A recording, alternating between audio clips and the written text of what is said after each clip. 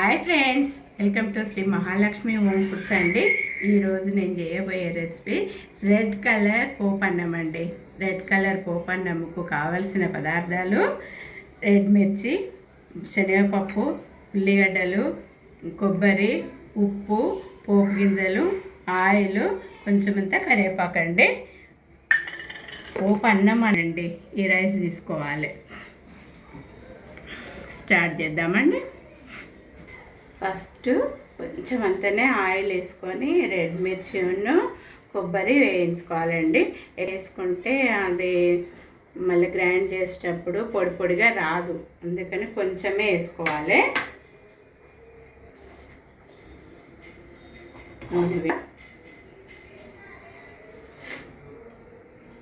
Red మిర్చి వేసుకోవాలండి.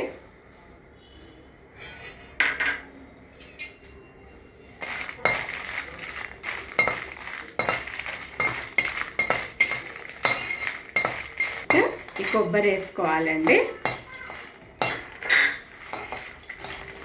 ఇవి రెండు కొంచెము గోలాలి. కొంచెము జీలకర్ర కూడా వేసుకోండి, టేస్ట్ బాగుంటుంది. వేగిపోయినాయండి, మంచిగా వేగినవి. వీటిని పొయ్యి బంద్ చేసుకుంటున్నా. ఇవి చల్లారాలి. కొంచెము చల్లారినాక మిక్సీ పట్టుకొని వస్తా అండి. ఇప్పుడు మిక్సీలో వేస్తున్నా, జార్లో వేసుకుంటున్నా.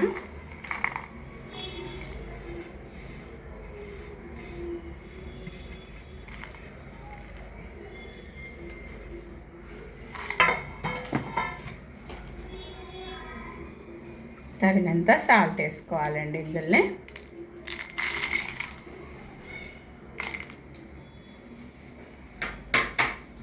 ఇప్పుడు మిక్సీ పట్టుకొని వస్తానండి. వీటిని ఇక ఇట్లా మిక్సీ పట్టుకొని వచ్చినాయండి. ఈ మిక్సీ పట్టేటప్పుడు ఒక 2 ఎల్లిపాయలు వేసుకోండి. ఇది ఎల్లిపాయలు వేసే స్కిప్ అయిపోయింది. మీరు మాత్రం ఒక 2 ఎల్లిపాయలు వేసుకొని మిక్సీ పట్టుకోండి. ఇప్పుడు ఈ పౌడర్ని ఏం చేయాలంటే అన్నంకు పట్టేయాలండి. ఈ రైస్కు పట్టేయాలి. ఈ రైస్కు పట్టేసాక రైస్ ఇందులో వేసుకుంటానండి. ఇందులో కలవదు కదా.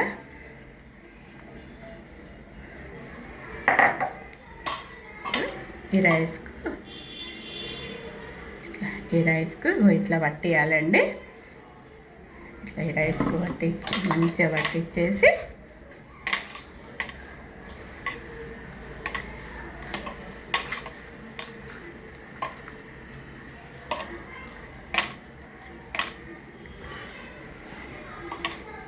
పట్టించేసుకున్నాం కదండి.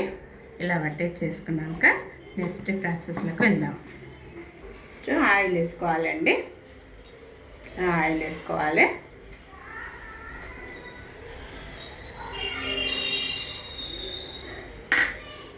ఆయిల్ మరిగినాక కొంచెం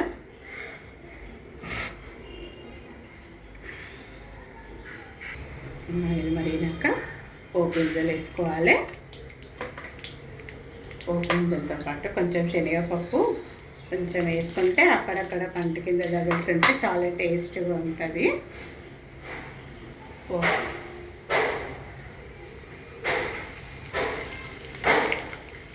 ఇది నైటు అన్నము మిగిలిన కానీ పిల్లలకు ఇట్లా బాక్స్లలో కట్టేటందుకు కూడా అట్లా మంచిగా అప్పటికప్పుడు ఇలా వేసుకొని పిల్లలకు ఇలా బాక్స్లలో కట్టేటందుకు బ్రేక్ బాక్స్లలో అయినా కట్టేటందుకు బాగుంటుంది, చాలా బాగుంటుంది. మా అత్తగారు వాళ్ళ ఇంట్లోనైతే ఇది వేస్తేనైతే చాలా బాగా ఇష్టపడతారు. మా పిల్లలు అందరూ ప్రతి ఒక్కళ్ళు తింటారు, మంచిగా తింటారు. అసలు ఎంత టేస్ట్ ఉంటుందో. ఇది కొత్త రెసిపీ అని అంటే అసలు ఇంతవరకు ఎవ్వరు చేయలేదు. ఇది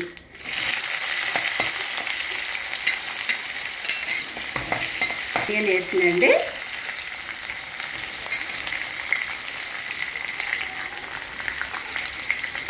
మంచిగా గోలినాక కరివేపాకు వేసుకోవాలి.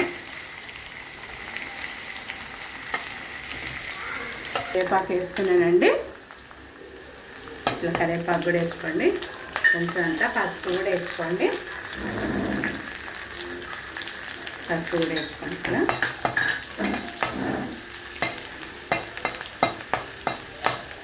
ఇప్పుడు ఈ రైస్ని వేసుకోవాలండి. ఈ రైస్ని వేసుకొని ఇట్లా మంచిగా గోలించుకోవాలి.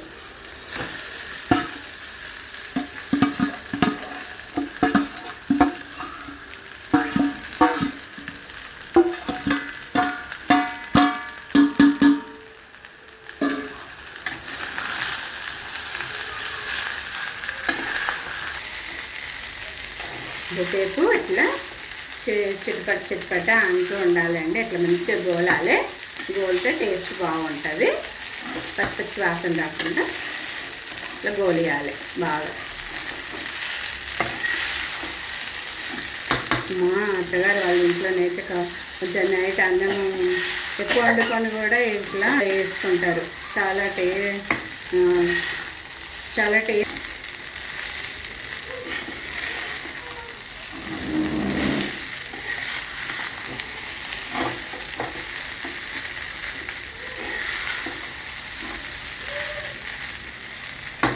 ఫైనల్గా ఈ రెడ్ కలర్ పోపు అన్నం అయిపోయిందండి.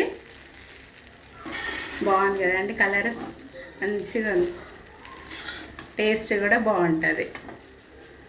ఇప్పుడు సర్వింగ్ బౌల్లోకి తీసుకుందాం. రెడ్ కలర్ పోపు అన్నము రెడీ అయిపోయిందండి. మా వీడియోను లైక్ చేయండి, షేర్ చేయండి, సబ్స్క్రైబ్ చేసుకోండి. మళ్ళీ రేపు ఒక కొత్త రెసిపీతో మీ ముందుకు వచ్చేస్తాము. బాయ్.